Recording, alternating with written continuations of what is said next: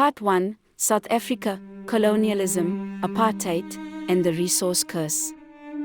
South Africa, a land of breathtaking beauty and immense natural wealth, presents a profound paradox. It holds some of the world's largest reserves of gold, diamonds, platinum, and other critical minerals. Yet, widespread poverty, staggering inequality, and persistent social challenges plague its population. Please like, ring the notification bell and subscribe the Turkish Odyssey. It's free to subscribe. We are truly grateful for your support. Let's continue to our story. How can a nation so abundantly blessed with resources remain so deeply scarred by economic disparity? This is the central question that demands our attention, a question whose answer is not simple but deeply rooted in history. The truth lies in centuries of relentless colonization, systemic racism, and an insatiable corporate greed that continues to shape the nation's destiny. This is the story of South Africa's resource curse, a legacy of exploitation that endures to this day. The year 1652 marked a pivotal moment in South African history. The Dutch East India Company arrived, establishing a refreshment station at the Cape of Good Hope. This seemingly innocuous act was the genesis of European control and the beginning of a long, brutal chapter of dispossession.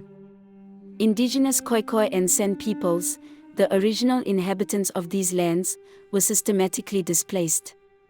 Their ancestral territories, rich in resources and vital for their way of life, were seized for colonial expansion and agricultural pursuits. By 1806, the British Empire, recognizing the Cape Colony's immense strategic importance as a maritime gateway, asserted its dominance. This shift in colonial power only intensified the exploitation of both land and labor. Then came the discoveries that would forever alter South Africa's trajectory. In 1867, diamonds were unearthed in Kimberley, sparking a frenzied rush. Just 2 decades later, in 1886, the Witwatersrand gold rush began, revealing the world's largest gold deposits. These discoveries ignited an unprecedented resource scramble, drawing prospectors and corporations from across the globe. The land, once valued for its agricultural potential and strategic location, was now seen as an inexhaustible treasure trove. Figures like Cecil Rhodes emerged as central architects of this new colonial order. A British businessman and politician, Rhodes played a pivotal role in consolidating British power and control over the burgeoning mining industry. Rhodes famously articulated his vision, stating, "Whoever controls the diamond fields controls the region." This belief underscored the strategic importance of mineral wealth in asserting political and economic hegemony. His ambition led to the formation of De Beers Consolidated Mines in 1888. Through aggressive acquisitions and ruthless business tactics, De Beers quickly established a near-total monopoly on the global diamond trade, cementing colonial control over a vital resource. The foundations of economic exploitation laid during the colonial era were brutally formalized with the advent of apartheid in 1948. This system of institutionalized racial segregation and white minority rule was not merely social oppression, it was an economic blueprint. Black South Africans were systematically stripped of their land, their fundamental human rights, and any semblance of political representation. They were relegated to impoverished townships and bantustans, their lives dictated by discriminatory laws.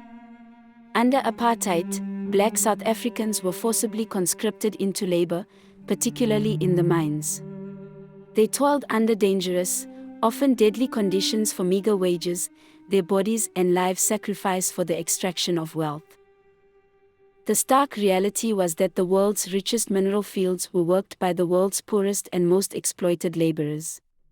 This grotesque imbalance was a deliberate design, ensuring maximum profit for the ruling elite and foreign corporations. Apartheid was, at its core, a system meticulously engineered to facilitate economic exploitation. It provided a cheap, controlled, and disposable labor force, ensuring the continuous flow of mineral wealth out of the country and into the hands of a privileged few.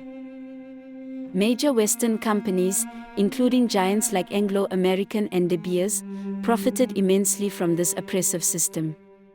They benefited directly from the cheap labor and the lack of regulatory oversight that apartheid provided, enriching themselves at the expense of human dignity. Even after the dismantling of apartheid, the question of who truly owns South Africa's wealth remains critical.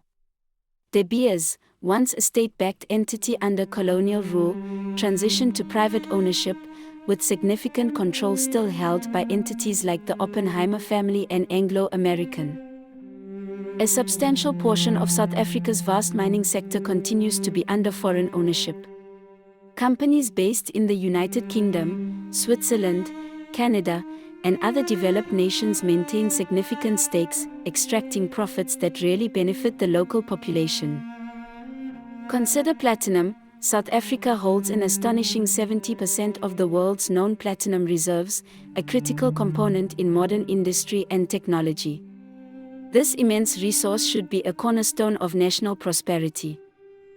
Yet, a significant portion of the profits generated from these vast resources is largely exported and held offshore. These revenues bypass the South African economy, denying the nation the capital needed for development, infrastructure, and social upliftment. This phenomenon is a classic illustration of the resource curse. Despite abundant natural wealth, economic growth fails to translate into improved living standards for the majority of the population. The wealth flows out, leaving poverty behind. It suggests that real power never changed hands, just the methods. The mechanisms of control evolved from overt colonial rule and apartheid to more subtle, yet equally effective, forms of economic dominance. South African workers, despite their vital role in extracting this wealth, remain underpaid and often face precarious working conditions. The communities surrounding these mines, the very places from which the riches are drawn, remain underdeveloped, lacking basic services and opportunities.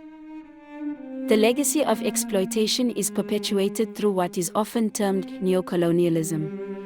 This describes a system where control is exerted not through direct political occupation, but through economic and financial mechanisms. International trade laws and agreements often favor former colonial powers, creating an uneven playing field. These frameworks can lock developing nations into roles as raw material suppliers, hindering their ability to industrialize and add value to their own resources. Corruption within the mining sector and the opaque nature of mining licenses further hinder local empowerment. These practices often benefit foreign interests and a select few local elites, diverting wealth away from the public good.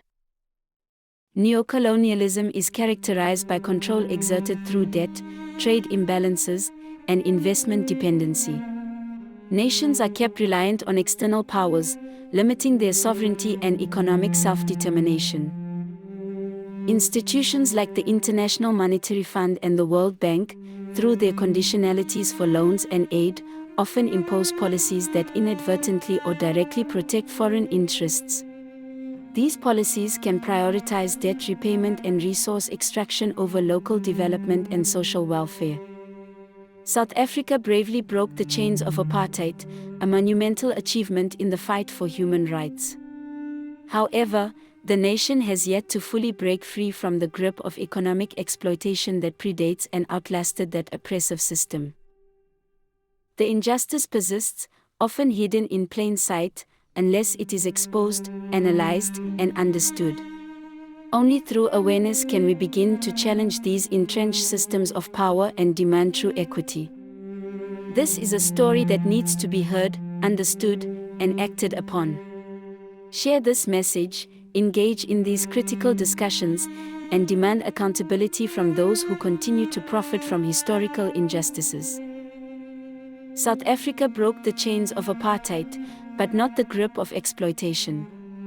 Diamonds may last forever, but so does injustice, unless we expose it. Like, share, and hit the bell so you don't miss how Africa's wealth built Western empires. The struggle for economic justice in South Africa is far from over. It is a global struggle against neocolonialism and the resource curse. Subscribe for Part 2, The Belgian Plunder of Congo, where we will delve into the equally devastating story of the Belgian plunder of Congo. Thank you for watching. See you in the next adventure.